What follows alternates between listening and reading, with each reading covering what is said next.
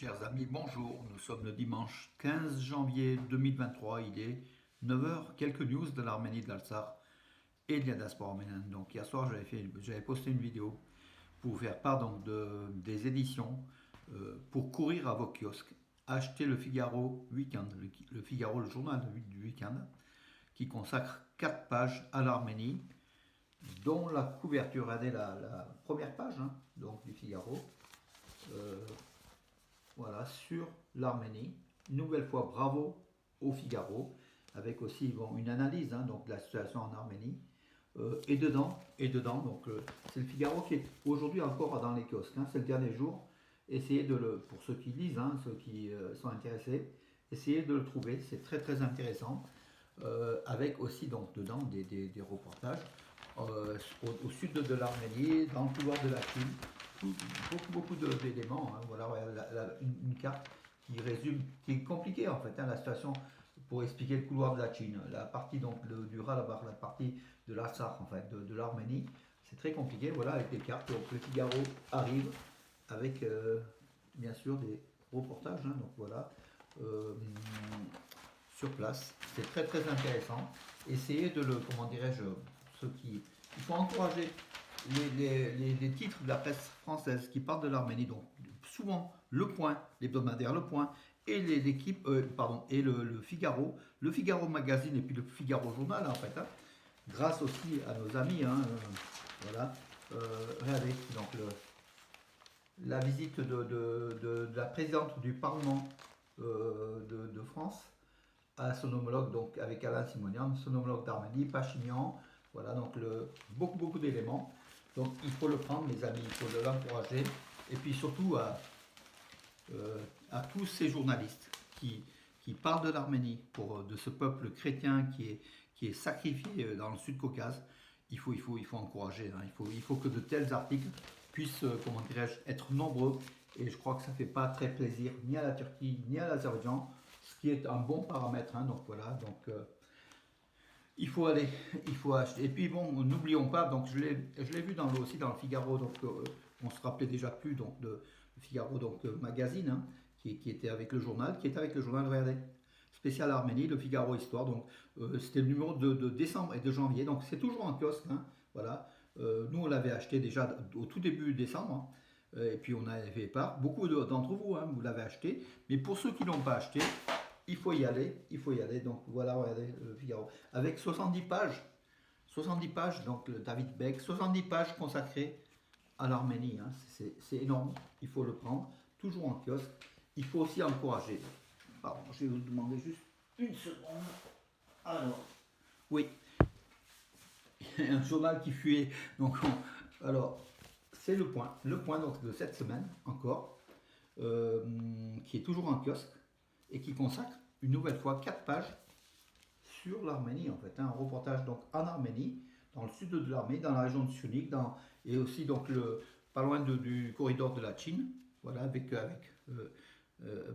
avec une journaliste qui était une envoyée spéciale, Marine de Tilly, donc qu'on connaît, comme j'ai dit hier, on la connaît, donc elle suit donc l'actualité arménienne de près. Voilà la situation qui est carrément pratiquement dramatique. Donc voilà, en Arménie, au sud de l'Arménie et en Artsakh. Voilà, suite à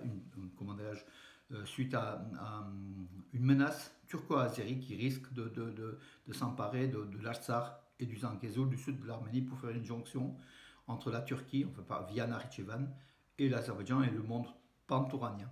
Voilà. Luttons contre cela, mes amis. Donc, mardi, 18h30, manifestation devant l'Assemblée donc à Paris, le Parlement, à l'appel du CCF. Donc, c'est le deuxième rassemblement. Le premier avait réuni à peu près 500 personnes.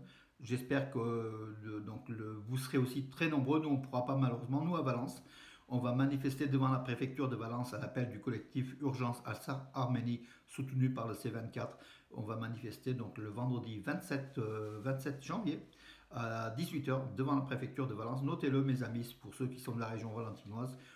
On vous sollicite, il faut aider, il faut être présent.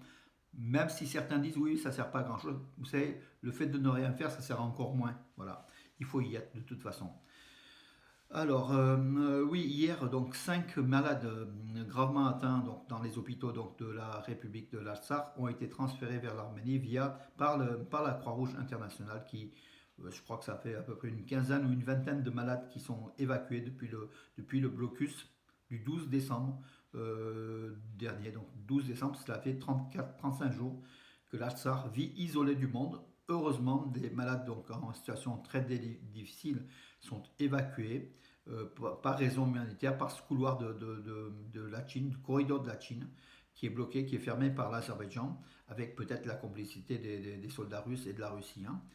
Samantha Power, donc c'est la présidente de l'USAID, elle appelle une nouvelle fois à la libre circulation dans le corridor de la Chine afin qu'une catastrophe humanitaire ne puisse pas se réaliser, voilà, qui est en cours de réalisation et qu'on puisse arrêter. Freedom House, donc c'est pareil, a appelé l'Azerbaïdjan à mettre fin immédiatement au blocus du corridor de la Chine. Le député suédois Björn Söder a une nouvelle fois alerté la communauté internationale devant la pression et appelé à faire pression sur l'Azerbaïdjan afin qu'il débloque le corridor de la Chine. Le 30 janvier, la Cour internationale, à la demande de l'Arménie, la Cour internationale de justice à La Haye, dépendant des Nations Unies, hein, tiendra donc des audiences sur le blocage du corridor de la Chine. Voilà, donc on aura peut-être une condamnation du tribunal de La Haye. Donc fin décembre sera pratiquement 2 mois après le blocage du corridor. Hein, donc voilà, j'espère qu'il sera débloqué avant. Euh, Hier, donc, un drapeau géant donc, de tricolore arménien de 783 mètres de long, tenu par des centaines de citoyens d'Arméniens, ont été déployés sur une place à Goris. Goris qui est dans le Sunnik, qui est juste proche du corridor de la Chine. Hein. C'est la dernière ville. Après, c'est le corridor de la Chine, c'est l'Artsakh en fait. Voilà, Goris. Euh, en Artsakh, donc les tickets de rationnement sont en cours, vont entrer en circulation à partir du 20 janvier. Rationnement de la farine, du sucre, du riz, les aliments de base, hein, voilà, avec des tickets. Donc on ne peut pas acheter euh, sans avoir ces tickets. Donc dans, dans la République d'Artsakh, c'est pour essayer de limiter la consommation et puis d'économiser afin de tenir plus longtemps ce siège imposé par l'Azerbaïdjan et puis sans que le monde réagisse. Hein. Bien sûr, il y a des condamnations, mais dans les faits, il y a rien ne se passe hein, depuis plus d'un mois. Et c'est quand même assez désolant et c'est quand même assez inquiétant. Voilà mes amis au niveau des informations générales pour aujourd'hui. Et puis, non, aussi, donc Ruben Vartanian, le ministre d'État de la République d'Artsakh, a affirmé qu'il ne démissionnerait pas. Il y a des rumeurs qui parlent d'une démission donc, de Ruben Vartanian, qui était en poste depuis pas très longtemps, hein, depuis 2 mois. Et voilà, il a affirmé qu'il resterait encore aujourd'hui, encore plus que jamais, car l'Artsakh a besoin d'un gouvernement solide, de l'unité de la nation, et il a appelé justement tout le peuple d'Artsakh et le peuple arménien à rester unis et ne pas prêter court aux rumeurs qui sont peut-être colportées par les agents azéris, hein, il faut le dire aussi sur les réseaux sociaux. Beaucoup de choses de désinformation qui sont balancées sur les réseaux sociaux en direction de l'Artsakh. Et justement, le gouvernement de la République de l'Artsakh appelle les citoyens à ne pas écouter, à ne pas donner suite à ces fausses informations visant à déstabiliser la population de l'Artsakh et n'écouter que la voix officielle de Stepanakert. Voilà donc les amis. Et puis bon, le sport dans tout cela, c'est un peu dérisoire, mais quand même, on en parle. Donc Alexandre Petrakov, l'ex-sélectionneur national d'Ukraine, et puis il a été à la tête de nombreuses sélections d'Ukraine, dont les juniors, espoirs et compagnie. Un entraîneur très connu, Alexandre Petrakov, est devenu le nouveau sélectionneur de l'équipe nationale d'Arménie. C'est la fédération française arménienne de football française, elle a d'autres problèmes. La fédération arménienne de football qui l'a annoncé sur son site, voilà.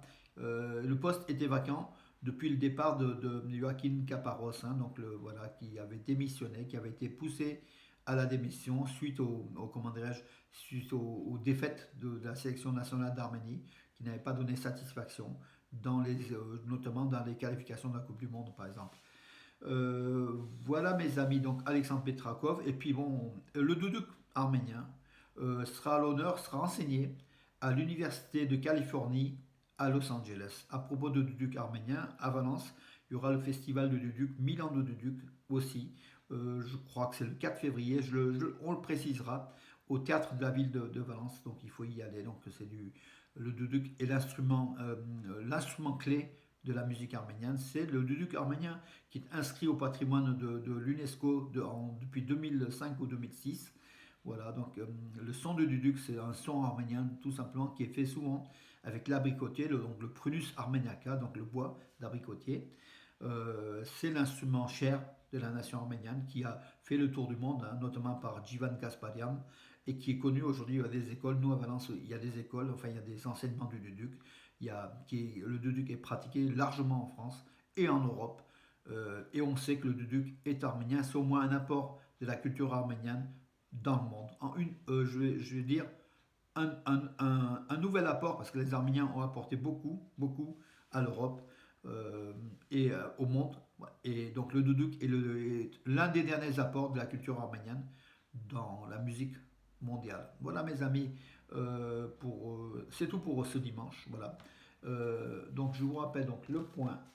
Alors le point, le Figaro Histoire, le Figaro Histoire, le point, le Figaro Histoire.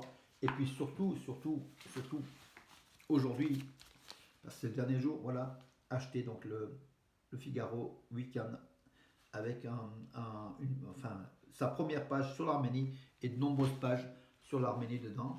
Voilà mes amis, c'est tout ce que je voulais vous dire pour aujourd'hui. Bonne lecture si vous avez le temps ce matin ou aujourd'hui, donc d'acheter vous dans les villes, dans les kiosques, ces éléments-là pour vous nourrir, pour vous, comment dirais-je, pour vous rappeler de l'Arménie, de la situation des Arméniens, la situation difficile des Arméniens, une nouvelle fois, plus d'un siècle après le génocide, les Arméniens qui sont confrontés à une lutte existentielle entre la vie et la mort. Il faut soutenir, il faut rester debout pour la vie, mes amis. Bon dimanche et à demain.